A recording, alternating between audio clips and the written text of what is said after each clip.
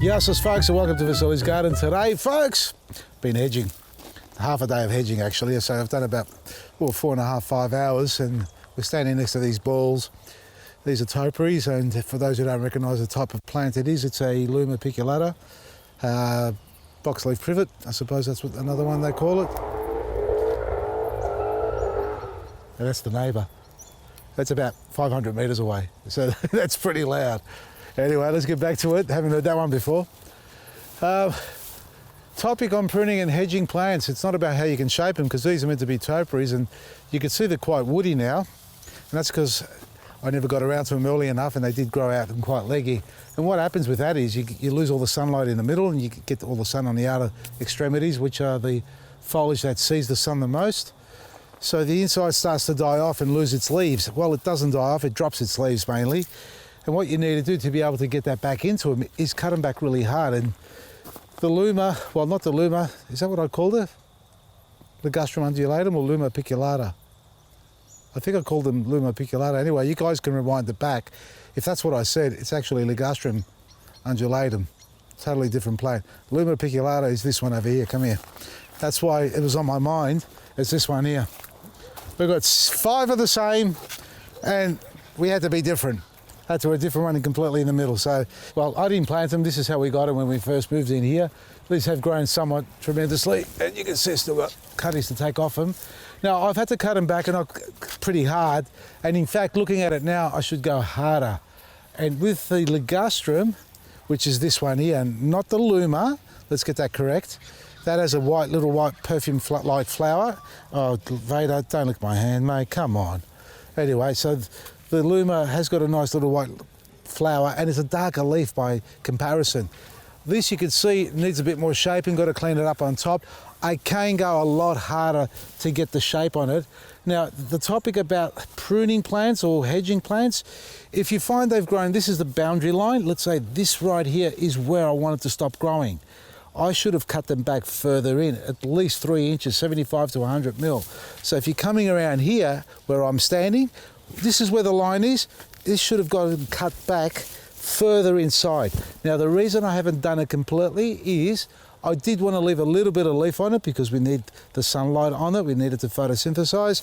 And as soon as I see a little bit of growth reoccurring, and I'm talking about new growth, I can come in and cut it harder. So then I can remove it a bit further back, because it's not just going to grow from the tips. It will actually grow from inner parts of the branch a little bit further back. That's because it can get more sunlight. And if you don't do that, it will never grow further in. It'll grow from here outwards all the time.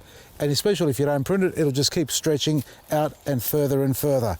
For example, here are the branches. That's how far out it would have been, approximately. So that's how much I've cut off on it already. So doing that, don't despair. And another thing to look at too, because it will recover, another thing to think about is this. We've got this main branch coming through here. It's forked back over here, but then across here, what you'll see is a couple of forks going on, multiples. And that shows you the amount of times it's been cut back to this point. So ideally, I should cut back another 2 or 3 inches back in here. But because I've done it so late and I've lost a lot of leaves, I've gone back to its boundary line. And if you do that and it starts to grow, and this will, again, you can see there's little branches inside which now get sunlight, they will start to grow out. And when I see that happening, that's when you hit it again and take all the thicker branches off, because that starts to clump up and become quite dense with multiple pieces of wood or branches, side laterals developing. So you want to establish nice, new, clean growth. And if you've got the room to let it grow bigger, leave it on. Let it grow out to here. But if you haven't got the room, and I am basically encroaching onto the pathway, I've got to cut it back a bit further. For now, that's where it's going to be. These ones are not too bad, and I have gone a bit harder. Got a bit of hardwood I've got to go in here with the secateurs and clean all that up. And they need to be cut back right back inside there. So remove the hardwood. Otherwise, it's just going to keep getting bigger and bigger.